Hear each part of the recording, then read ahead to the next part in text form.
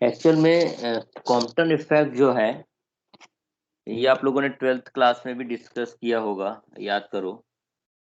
Compton जो है एक साइंटिस्ट थे, A.H. कॉम्पटन।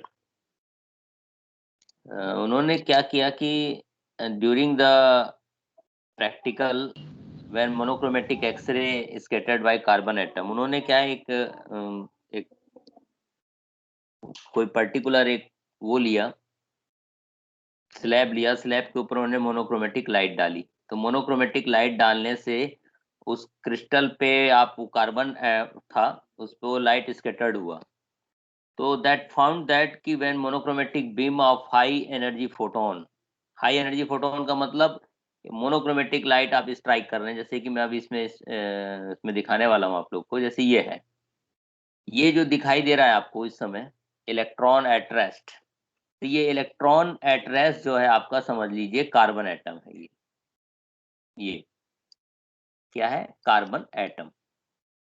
अब इस पे क्या है, कॉम्पटन ने जो लाइट, ये जो आपको स्ट्राइक दिखाई दे रही है, ये लाइट है आपकी, हो गई मोनोक्रोमेटिक, मोनोक्रोमेटिक लाइट। अब इसकी जो एनर्जी है, मोनोक्रोमेटिक लाइट की energy near about 5.1 mega electron volt की थी। इतनी एनर्जी वो लाइट इस पे उन्होंने स्ट्राइक की, यानी कि एक्सरे के नियर अबाउट या गामा रेज के। तो जब ये लाइट इस पे स्ट्राइक करेगी, तब ये ध्यान रखिए, जब इस पे कोई हमने लाइट स्ट्राइक नहीं की थी, इस पे इलेक्ट्रॉन पे, ये फोटोन याद रखना है, फोटोन की तो एनर्जी है, लेकिन जो हमने ब्लॉक रखा हुआ है, ये ब्लॉक आपको दिखाई दे रहा है, ये है कार्बन ब्लॉक। तो उस समय इलेक्ट्रॉन क्या है, रेस्ट कंडीशन पे था, और रेस्ट कंडीशन पे था यानी उस पे एनर्जी नहीं थी, जीरो थी।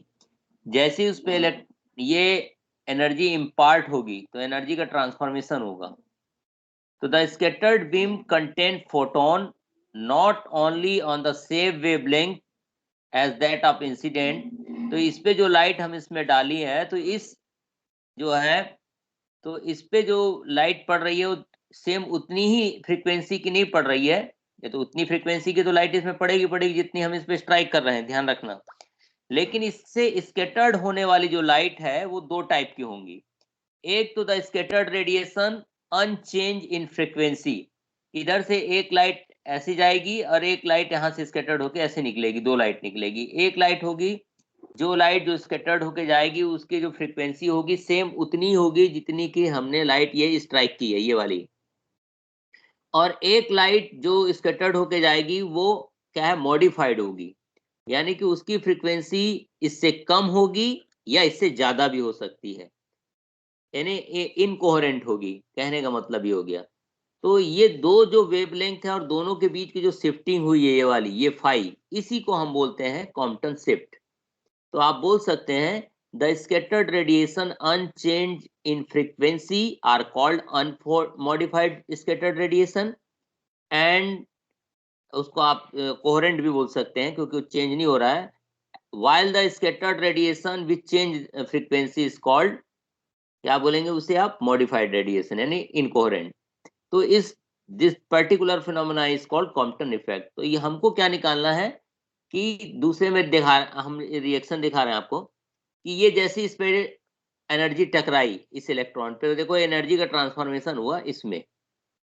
अब एनर्जी का जो ट्रांसफॉर्मेशन हो रहा है, तो नेचुरल सी बात है, जो इलेक्ट्रॉन यहाँ पे आपका स्टेडी स्टेट में था यानी कि रेस्ट कंडीशन में था, वो एनर्जी गेन करता है तो उसकी काइनेटिक एनर्जी में इंक्रीमेंट होता है।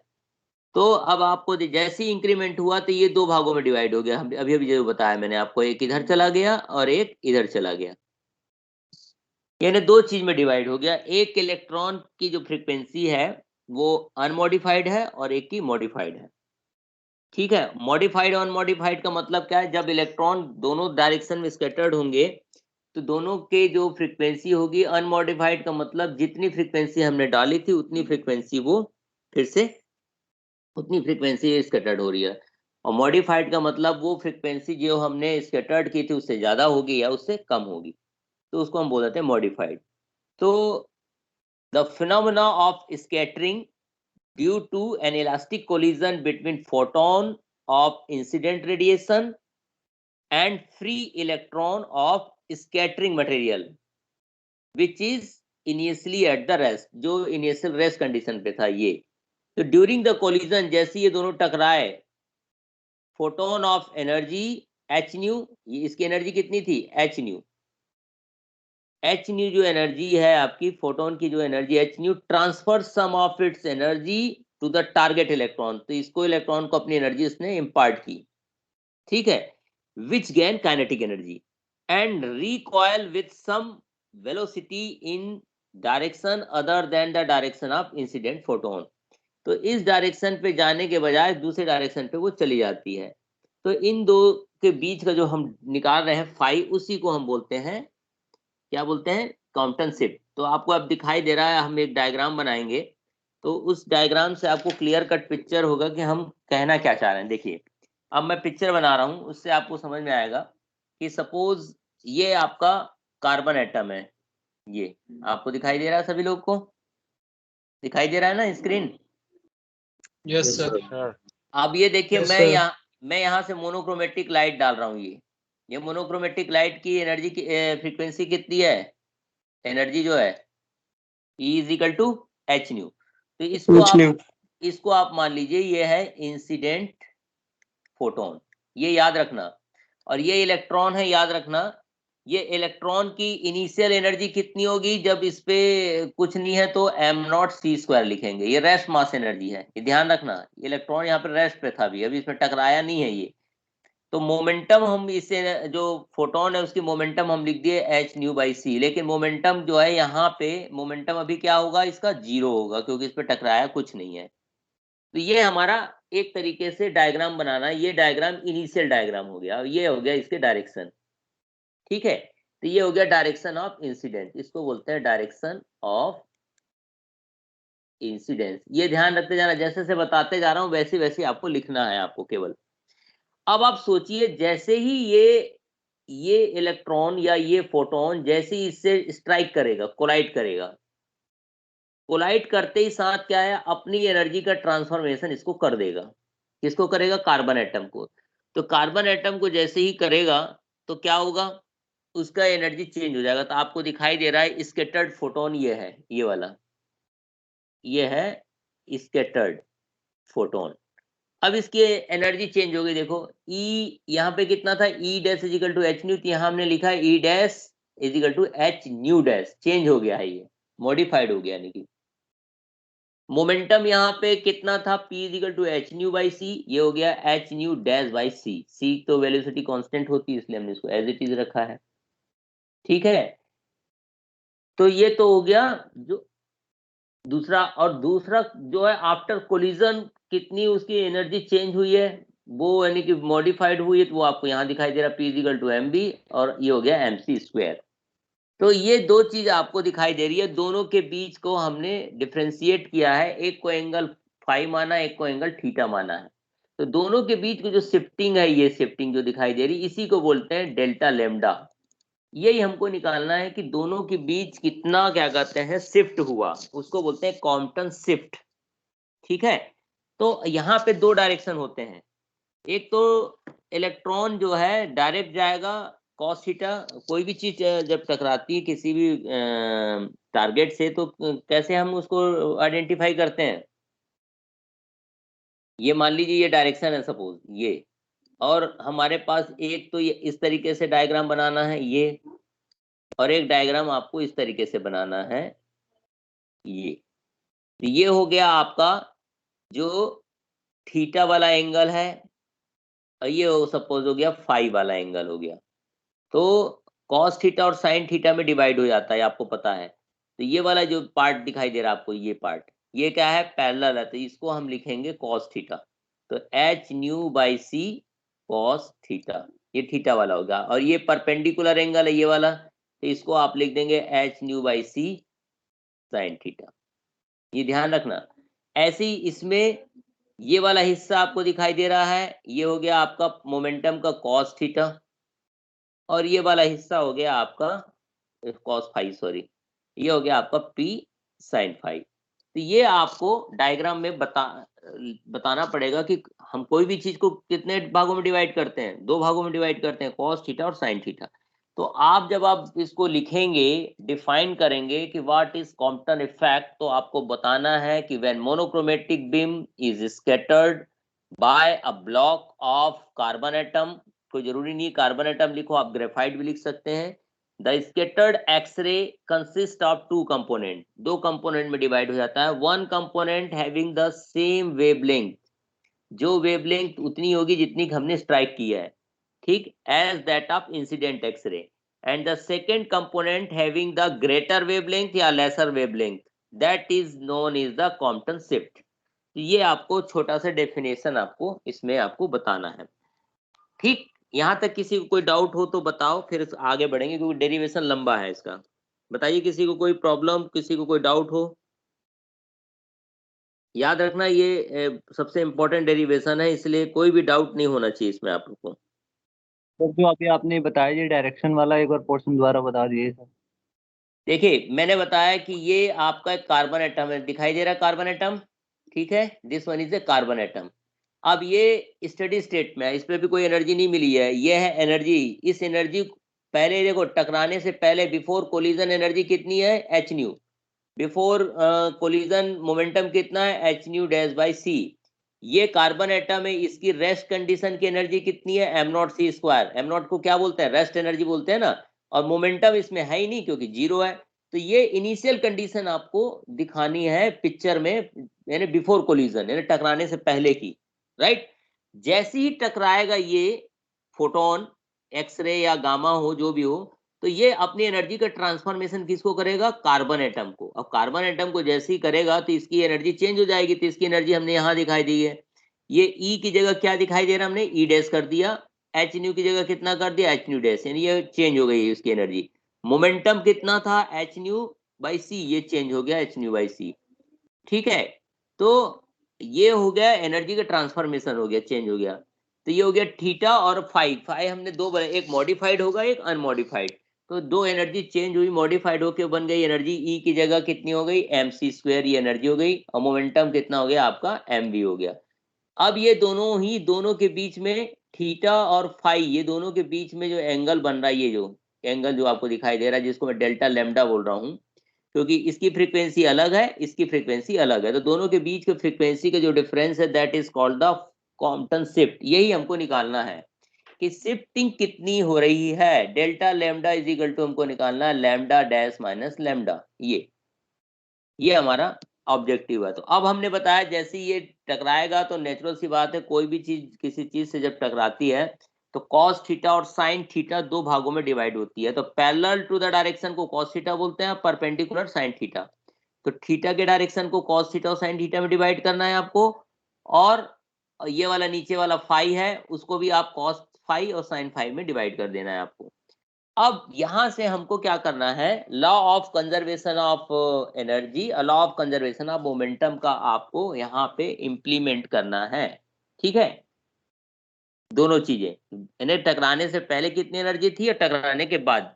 जो स्टूडेंट ये दो दो इक्वेशन डेरिवेट कर लिया तो समझ लीजिए आपकी पूरी डेरिवेशन कंप्लीट हो जाएगी। तो ये डेरिवेशन किया है तो, लेकिन मैं यहाँ डेरिवेशन को नहीं करूंगा, मैं अब आपको करके दिखा रहा हूँ ब्लैक बोर्ड पे कैसे करना है। अब ध्यान से देखते जाइएगा, ठीक है। चलिए मैं डेरिवेशन कर रहा हूँ, आप लोग मेरे को बस बताते जाना कि सर यहाँ पे समझ में नहीं आया या कहाँ पे समझ में आ रहा है। मैं ब्लैक बोर्ड ले चुका हूँ। अब देखिए मैं इम्प्लीमेंट करने जा रहा हूँ। सबसे पहले क्या है आपको पता है कि हम यहाँ पे अप्लाई करने जा रहे हैं according to principle of conservation of energy. तो आप यहाँ पे लिख देंगे अकॉर्डिंग टू प्रिंसिपल, ठीक है, principal of conservation of energy. ये हम अलग अलग दो चीज लेंगे, ठीक है। Principal of conservation of energy, तो हम एनर्जी ले रहे हैं, तो पहले आपको बिफोर कोलिजन लिखना है। कंजर्वेशन ऑफ एनर्जी का रूल क्या है, एनर्जी, एनर्जी कितनी थी पहले बताओ, तो स्टूडेंट बताया कितनी एनर्जी ली थी, H nu, H new, very good. ये हो गए बिफोर कोलिजन की। और बिफोर कोलिजन क्या कहते हैं, कार्बन की एनर्जी कितनी थी, M not M not C square, ठीक है। तो ये हो Yes. गया बिफोर कोलिजन। अब जैसे ही अब ये एनर्जी का टकराया तो ये एनर्जी कितनी बन गई बताइए? New H dash new new dash, और ये कितनी बन गई थी? mc square. स्क्वायर। तो ये हो गया हमारा law of conservation of energy, यानी कि energy of the system before collision and energy of the system after collision. तो ये हो गया इक्वेशन नंबर 1 सिंपल। तो ये हो गया according to the principle of, क्या हो गया, कंजर्वेशन ऑफ एनर्जी। तो ये हमने अप्लाई कर दिया। अब हमको क्या करना है, दूसरा किसका, मोमेंटम के लिए निकालना है। ये तो किसके लिए हो गया? एनर्जी के लिए। अब यहाँ पे आप कहेंगे now apply according to principle of conservation of momentum. तो मोमेंटम कितने डायरेक्शन पे होगा? एक तो डायरेक्शन होगा अलोंग द डायरेक्शन और एक परपेंडिकुलर डायरेक्शन पे होगा। ठीक है, तो आप मेरे को बताइए कि टकराने से पहले कितनी उसके मोमेंटम था जो आपने पिक्चर दिखाया था? P इज इक्वल टू कितना लिया था? एच जीरो न्यू, नहीं, New by nu by C. E is equal to H nu, P is equal to H nu by C था ना। Yes sir. और कार्बन का था पहले 0। ठीक है, तो ये कार्बन का तो पहले 0 था जब टकराया नहीं था। अब क्या है, जैसी एनर्जी टकराई, यानी जो हमने दिया था, यहाँ पे फिर छोटी सी पिक्चर बना के दिखा रहा हूं मैं इसलिए बार बार, ताकि याद रहे। ये बिफोर कोलिजन मैंने लिया था एच न्यू, और ये था P H nu by C, और यहाँ पे जो इसका था E is equal to am not C square था, और मोमेंटम था 0। ठीक है, अब जैसी ये एनर्जी का ट्रांसफॉर्मेशन इसको किया, तो ये एच न्यू 2 भागों में डिवाइड होगा, आपको बताया था मैंने। तो कॉस थीटा वाला हमने लेके चलेंगे तो ये कितना हो जाएगा? H nu dash C by cos theta. ठीक है, यस सर। और प्लस इसमें हो जाएगा M V cos phi, perpendicular direction पे हो गया ये। P is equal to M V होता है ना, तो ये हो गया आपका, वाला मोमेंटम के लिए है ना सर? हाँ मोमेंटम के लिए बेटा। ये हो गया किसके लिए? ये हो गया in the along the direction है, ये याद रखना। परपेंडिकुलर डायरेक्शन नहीं है, अलोंग द डायरेक्शन, जिस डायरेक्शन पे यानी कि स्ट्राइक हो रही लाइट उसके, और उसके परपेंडिकुलर लेंगे तो कितनी थी बताओ? परपेंडिकुलर में कुछ था?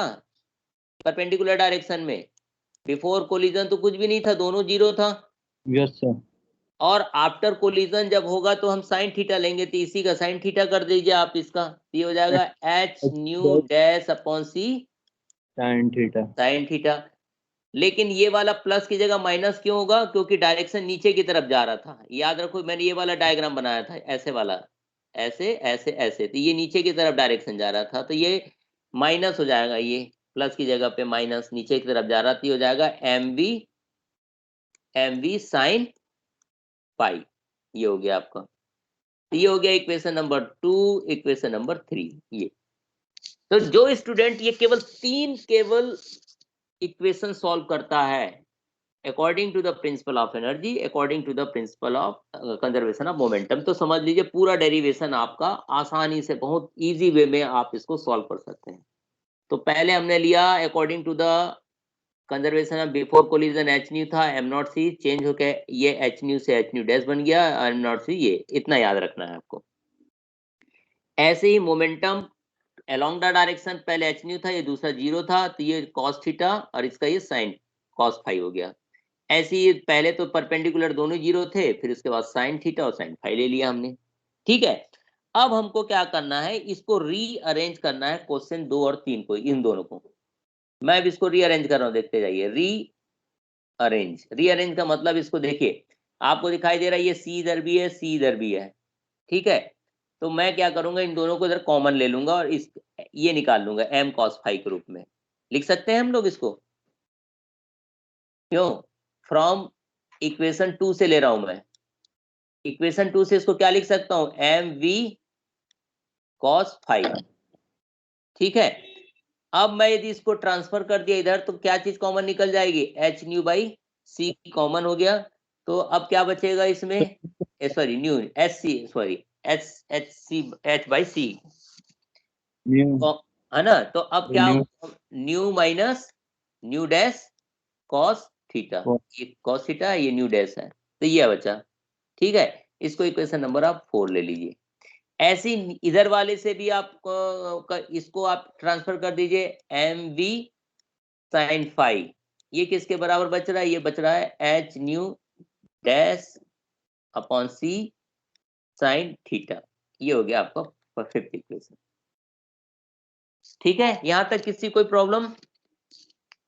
देख लीजिए, पहले मैंने कुछ नहीं किया है, केवल रियल, पहले मैंने केवल इसको एम वी कॉस फाई की वैल्यू निकाल ली है, वो इधर आ चुकी है, ये ट्रांसफर हो गया इधर, तो ये cos H nu by C दोनों में कॉमन है, nu minus nu dash cos phi cos theta, और इधर तो ऑलरेडी इतना बस था।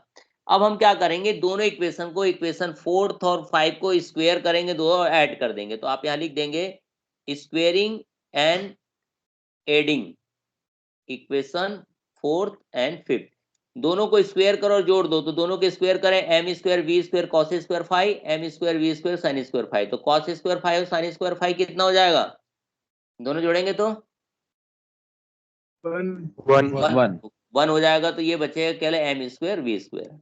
ठीक है, अब इसको पूरे को होल स्क्वायर करना है, ध्यान रखना, ये पूरे का होल स्क्वायर होना है, तो ये हो जाएगा आपका H square upon c square, तो ये हो गया। अब इसका होल स्क्वायर करना है पूरे का, तो ये हो जाएगा न्यू स्क्वायर। ठीक है, ध्यान देते जाना, गलती करो तो बता देना मेरे को, new dash square cos square theta minus 2 new new dash cos theta. ठीक है, अब नीचे वाले का कर रहे हैं, तो ये हो जाएगा एच स्क्वायर सी square nu dash square sine square theta, ये हो गया, दोनों को हमने जोड़ दिया। अब आपको दिखाई दे रहा है इसमें से क्या चीज ऐसी कॉमन निकले कि जुड़ जाए, अब आपको दिखाई दे रहा है सी स्क्वायर यहाँ है, तो सी स्क्वायर हम इधर ले जाएंगे, जिसको लिख देंगे एम स्क्वायर वी स्क्वायर सी स्क्वायर, ये हो गया। अब इधर से देख लीजिए, ये हो गया एच स्क्वायर।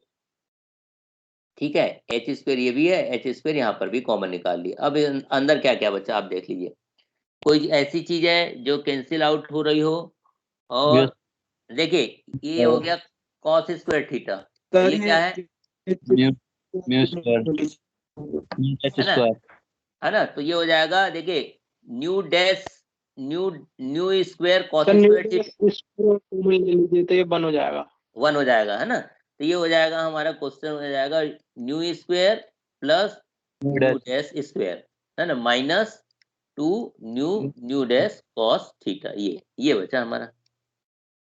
ठीक है, यहाँ तक किसी कोई प्रॉब्लम नहीं है ना, चलिए गुड, समझ में आ रहा है यहाँ तक, तो अच्छी बात है। अब आपको, अब हमको यहाँ से इक्वेशन, इसको मान लीजिए कितना है 6 इक्वेशन, याद रखना इक्वेशन लंबी चौड़ी लेकिन एक दूसरे से कनेक्टेड रहेंगी, इसलिए आपको कोई दिक्कत नहीं होगी। अब आपको दिखाई दे रहा है इक्वेशन नंबर 1, देखिए यहाँ से इक्वेशन नंबर 1 से हम कुछ इसको कोरिलेट कर सकते हैं क्या, इसको यहाँ से देख लीजिए, इक्वेशन 1 से मैं इसको अब चेंज कर रहा हूँ, देखिए देखिए इक्वेशन 1 ले रहा हूँ, फ्रॉम इक्वेशन 1, ये देखिए इक्वेशन 1 ये था, तो इक्वेशन 1 है, तो मैं एक कलर चेंज कर देता हूँ ताकि आपको दिखाई दे कि मैं इक्वेशन 1 में क्या लिया था, और मैं कलर चेंज करके लिखता हूँ। देखिए ये है एम सी स्क्वेयर, तो मैं पहले एम सी स्क्वेयर निकाल रहा हूँ, एम सी स्क्वेयर। ठीक है, एम सी स्क्वेयर लूंगा तो ये ट्रांसफर हो जाएगा इधर की तरफ, यहाँ आ जाएगा, तो इसमें एच कॉमन है, ये बच जाएगा न्यू माइनस न्यू डैश।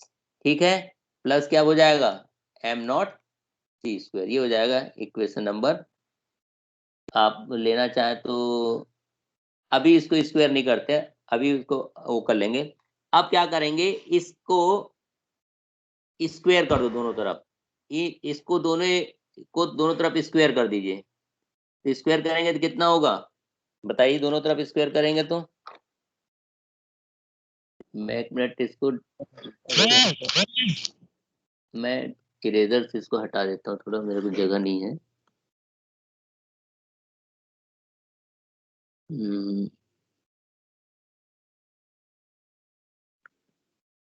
ये ठीक है, चलिए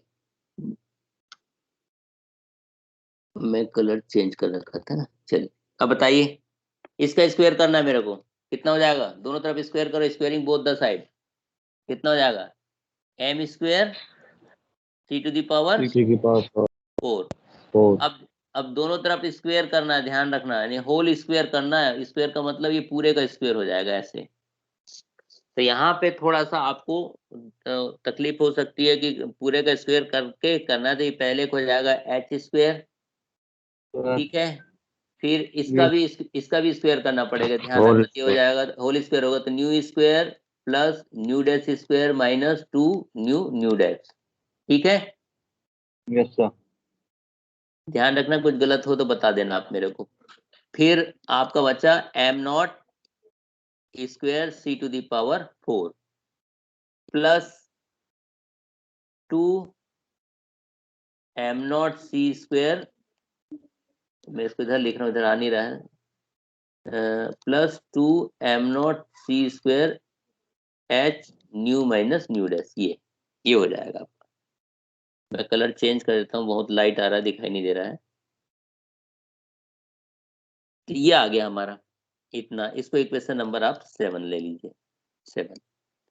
अब आपको क्या करना है, subtracting equation number 6 from equation number 7, इसमें से इसको आपको सब्ट्रैक्ट कर देना है बस आपको।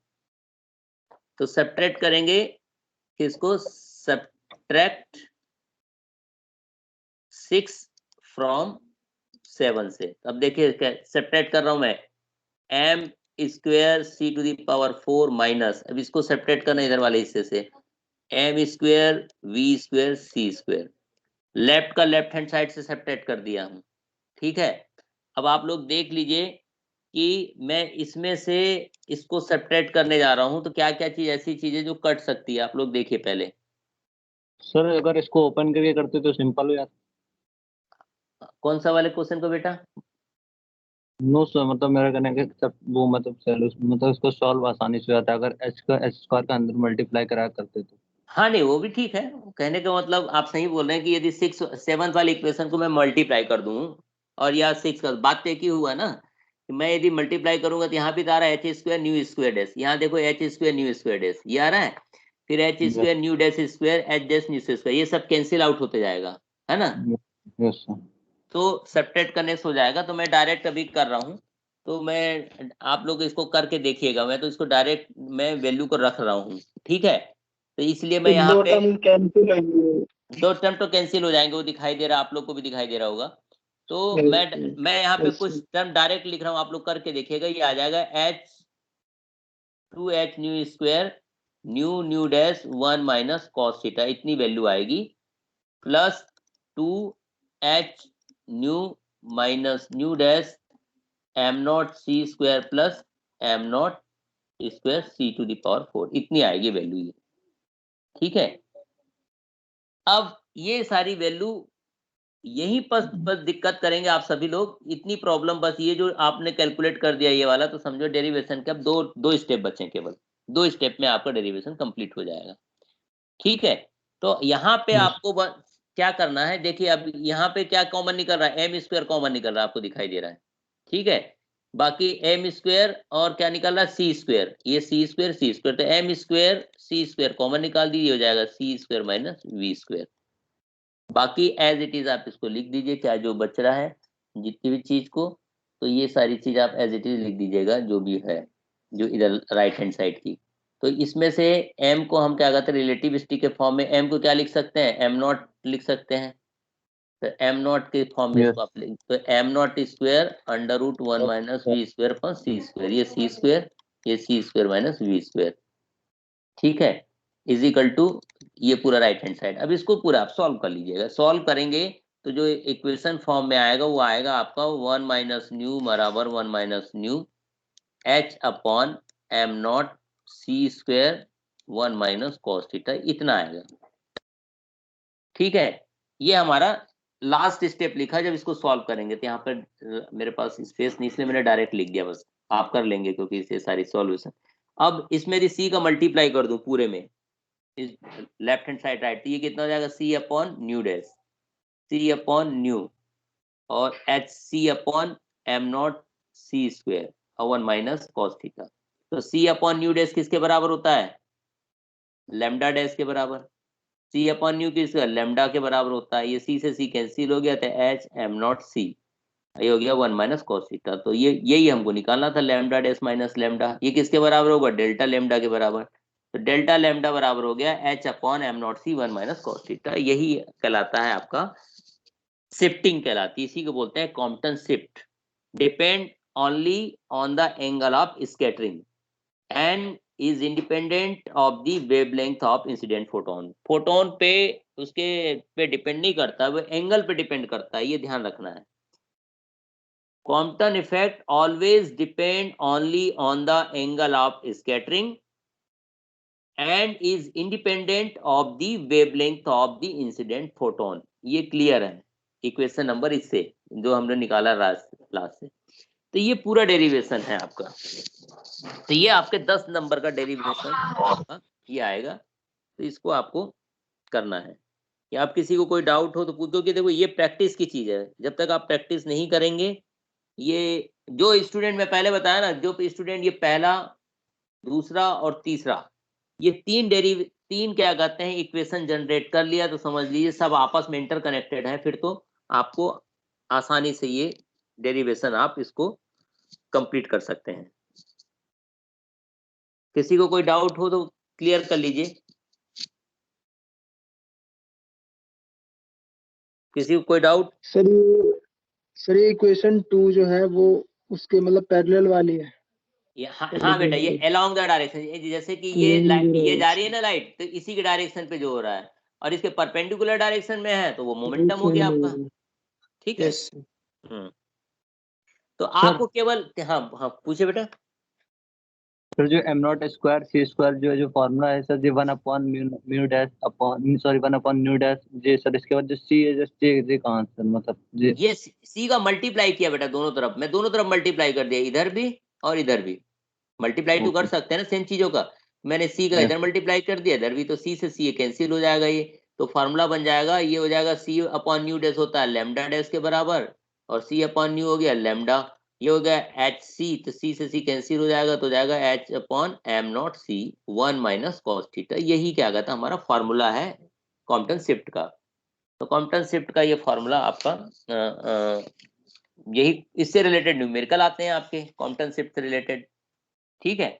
और मैं एक क्वेश्चन आपको मैं करा भी देता हूँ, जैसे कि क्वेश्चन जो न्यूमेरिकल पूछा हुआ है मैं कराता हूँ। देखिए आपको क्वेश्चन में क्या पूछा, देखिए अभी देखो एक मैं क्वेश्चन आपको बताया था। ये जो कॉम्पटन इफेक्ट है वो इसी को शो करता है, मतलब बैंड शिफ्टिंग को। क्या चीज बेटा? डेल्टा लेमडा जो है शिफ्टिंग को हाँ यस सर। तो ये क्या है, शिफ्टिंग को ही शो कर रहा है। मॉडिफाइड और अनमॉडिफाइड रेडिएशन के बीच में जो शिफ्टिंग है वो कितनी शिफ्टिंग है, तो यही बोला जा रहा है कि कॉम्पटन शिफ्ट जो है किस पे डिपेंड कर रहा है, तो एंगल ऑफ स्कैटरिंग पे डिपेंड कर रहा है। अब कितनी इंसिडेंट के साथ एनर्जी दे रहे हैं उस पर डिपेंड नहीं कर रहा है, ये इंडिपेंडेंट है, ये ध्यान रखिएगा, इसको लिखना भी है आपको। ठीक है। अब एक क्वेश्चन मैं लेके चल रहा हूँ, उससे आपको थोड़ा और पिक्चर क्लियर हो जाएगी किस टाइप के क्वेश्चन इसमें पूछे जाते हैं।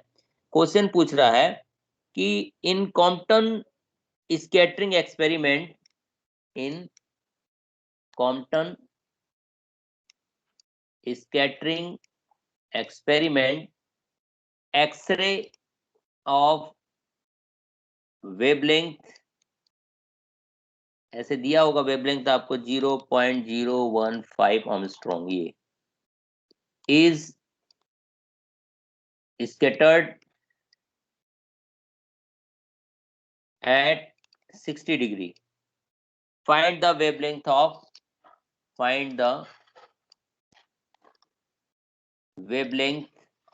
एक्सरे, ये पूछेगा। ये सिंपल क्वेश्चन है, 2008 2011 और 2013 में क्वेश्चन पूछा है। ठीक है। तो सीधा सीधा फॉर्मूला हमारा पता है, delta lambda is equal to होता है lambda dash minus lambda h upon am not c 1 minus cos theta. ये हमारा फॉर्मूला भी जो हमने बनाया है, आप इस पे सीधा सीधा रख दीजिए। हमको क्या निकालना, लेमडा हमको दिया हुआ है, ये दिया हुआ है, तो हमको क्या निकालना, लेमडा डैश निकालना है आपको। तो लेमडा डैश आप, लेमडा दिया हुआ है, लेमडा आपको 0.015 दिया हुआ है। ठीक है। आर्मस्ट्रॉन्ग में दिया, इसको आप चेंज कर दीजिए, ये हो गया आपका मीटर में। थीटा आपको दिया हुआ 60 डिग्री। बस लैम्डा डैश आप निकाल दीजिए सीधा सीधा 0.015 10 टू द पावर -10 2 इंटू कितना दिया हुआ है साइन स्क्वायर थीटा बाई 2 है, ध्यान रखना।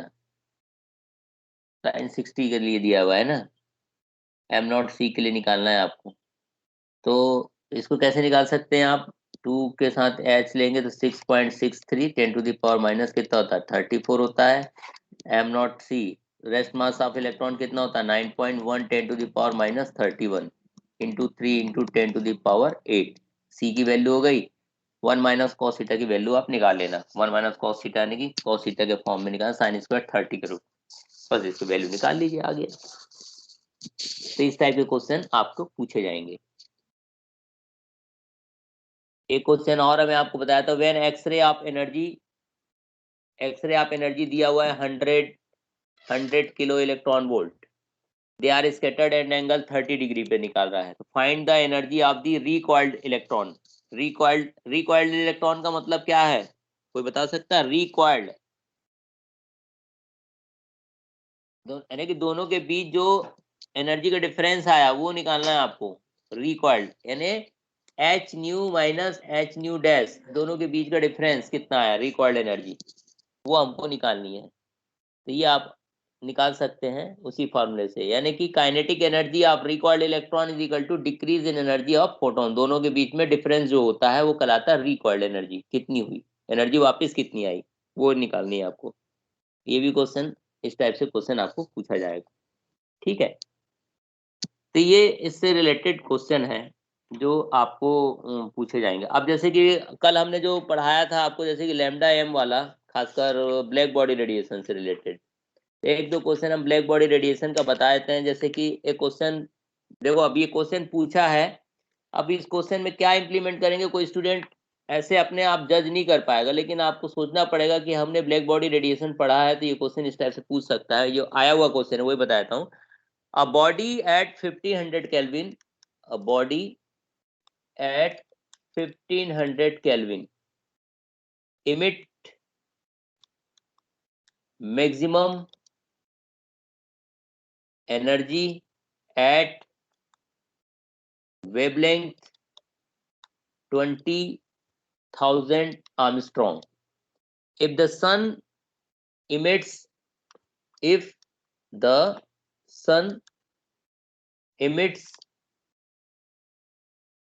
energy at 5,500 Armstrong, what would be the temperature of the sun? कौन सा फार्मूला लगेगा, तो कल हमने जो फार्मूला पढ़ा था वही फार्मूला लगाना, lambda m t is equal to constant वाला, ठीक है। तो इसमें दो चीज दी हुई है, दो साइमल्टेनियस इक्वेशन बना दो। एक जगह दिया हुआ है आपको वेवलेंथ 20,000, एक जगह 5,500 के लिए। तो दो आपको इसको इससे रिलेटेड बना दो, lambda dash m t dash is equal to constant. तो दोनों को आपको क्या कंपेयर करा देना, बस lambda m t is equal to lambda m dash t dash, बस दोनों में वैल्यू रख दीजिए और टी डैश की वैल्यू निकालनी है हमको यहाँ पे टेम्परेचर, तो आराम से निकल जाएगा। सर ये जो कांस्टेंट की जो वैल्यू होगी कोई भी वो सेम होगी दोनों की? हाँ भाई कांस्टेंट तो सेम होती है ना, विंड डिस्प्लेसमेंट लॉ है, तो विंड डिस्प्लेसमेंट लॉ के है यस सर। हाँ, तो वो तो कांस्टेंट की वैल्यू तो कांस्टेंट रहेगी। यहाँ से आप क्या कहते हैं सिंपल, ये आया हुआ है यूपीट्यू में, इसलिए मैंने जिक्र कर दिया है अभी आपसे कि ये वाला क्वेश्चन आया हुआ है कि दो आपको दिया हुआ है वेवलेंथ, दोनों वेवलेंथ को कंपेयर करके टेम्परेचर दूसरे का सन का निकाल दीजिए टेम्परेचर ऑप्शन कितना होगा। तो ये क्वेश्चन इस टाइप से भी एक क्वेश्चन आएगा। तो कांस्टेंट की वैल्यू कितनी होती है, यहाँ पे कांस्टेंट होता है बी, तो बी की जो वैल्यू होती है 0.29 है ना 0.3 0.292 -2 होती है, ये होती है 0.3 10 टू पावर -2।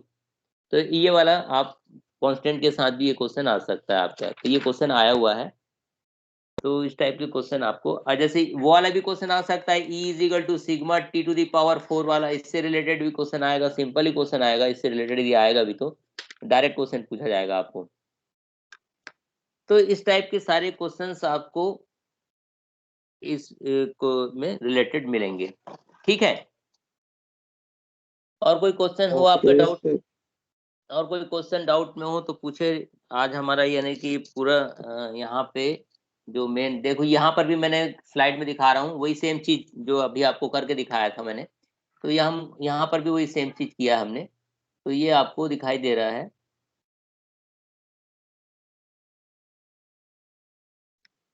ये देखिए मोमेंटम के लिए निकाल दिया था और परपेंडिकुलर डायरेक्शन के लिए, दोनों को निकाल दिया तो वही सेम रिजल्ट आया। फिर m is equal to M nought लेके इसको हमने दोनों तरफ सॉल्व कर दिया। ये सॉल्व किया तो देखो अब यही बोला था ना मैंने, ये आएगा same lambda dash minus lambda, ये H nu upon am not C, ये आ जाएगा बस। ये हमारा फॉर्मूला बन गया आपका ये वाला, तो इसको कॉम्पटन शिफ्ट बोलते हैं। तो यही आपको डेरिवेशन में निकालना है, ये वाला टोटल एनर्जी। ये टोटल एनर्जी होगी काइनेटिक एनर्जी एच न्यू। अभी जो रिक्वायर्ड एनर्जी आप बोल रहे थे ना, जैसे निकाला भी मैंने सॉल्यूशन में, ये वाला इसको बोलते हैं रिक्वायर्ड एनर्जी, कितनी टोटल हमको वापस मिली। तो इसको आप इस तरीके से निकाल सकते हैं। सर जो शिफ्टिंग है वो बस स्कैटरिंग एंगल पे ही डिपेंड करेगी, हाँ बिल्कुल, मतलब इंसिडेंट लाइट। एनर्जी वगैरह का कुछ अच्छा रोल है?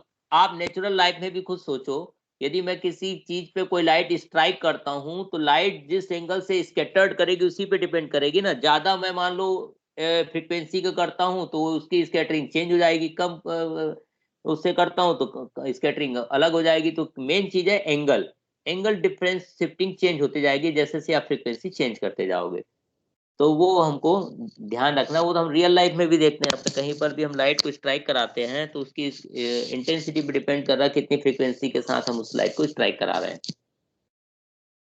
तो इसी को तो इसलिए रिक्वायर्ड बोल दिया, डायरेक्शन ऑफ रिक्वायर्ड इलेक्ट्रॉन, ये दिखा रहा है 10 फाई, दोनों के बीच का जो एंगल निकाला है।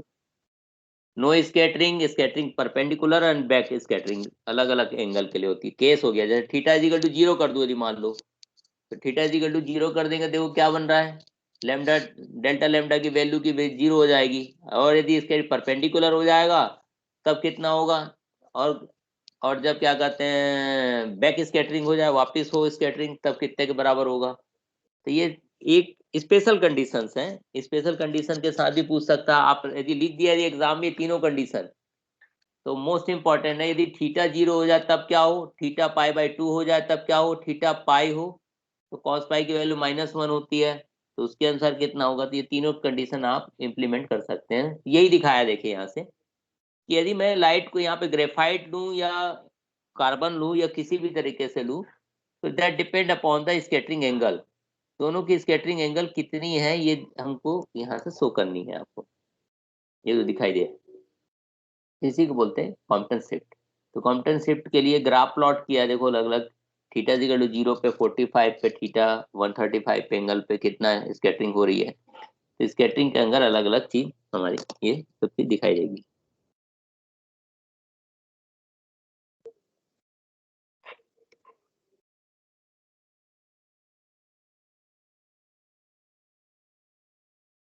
तो आज हमारा ये क्या कहते हैं थर्ड यूनिट आपका कंप्लीट होता है in overall all the respect बोलते हैं। ऑल द रिस्पेक्ट का मतलब ये है सारे कंटेंट हमने कंप्लीट कर दिए हैं। अब आपको नोट्स आज भेज दिया जाएगा, पिक खींच के और सॉफ्ट कॉपी दोनों। तो इस तरीके से आपका 72 मार्क्स का ओवरऑल आपकी तैयारी हो चुकी है। पूरा पेपर जब देखते हैं हम टोटल करते हैं तो लगभग 100 समथिंग नंबर का टोटल पेपर आता है, जिसमें से 100 मार्क्स आपके मैक्सिमा होते हैं। मैं 100 से ज्यादा क्यों काउंट कर रहा हूँ, क्योंकि आइदर आर दोनों क्वेश्चन होते हैं ना, आर करके भी आते हैं, तो टोटल नंबर जब टोटल किए जाते हैं तो 100 से ऊपर चले जाते हैं। हमको 100 मार्क्स होता है मैक्सिमम, 30 हमको लाना होता है। तो जो अब तक जो 3 यूनिट कराए थे 3 यूनिट भी आप करते हैं तो मोर देन सफिशियंट है आपके लिए, ये कहने का मतलब। तो कल से हम स्टार्ट करेंगे इंटरफेरेंस एंड डिफ्रैक्शन।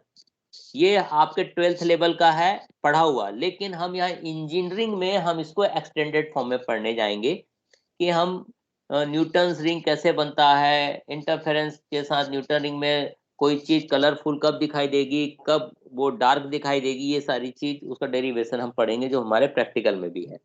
ठीक है, और किसी को कोई डाउट हो तो क्लियर कर लीजिए, टाइम हो रहा है, नेक्स्ट क्लास होगी आपकी। किसी को कोई डाउट? No sir. चलिए ठीक है, तो कल हम प्रोजेक्ट हाँ सर बेटा, प्रोजेक्ट के लिए लिंक भेजने वाले थे आप। क्या बोल रहे थे? हाँ, प्रोजेक्ट के लिए नहीं, अभी अभी नहीं बात करेंगे, कल क्लास में बात करेंगे, अभी दूसरी क्लास है उसमें आप अटेंड करिए, ठीक है बेटा? लिंक सेंड करने वाले थे आप शायद कोई। अरे हाँ sorry, thank you so much, याद करा दिया। मैं लिंक सेंड अभी अभी भेजता हूँ मैं थोड़ी देर बाद आपको, ठीक है? थैंक यू सो मच बेटा, याद कराया, मैं भूल गया था। ठीक है, okay, thank you. Sir thank you sir.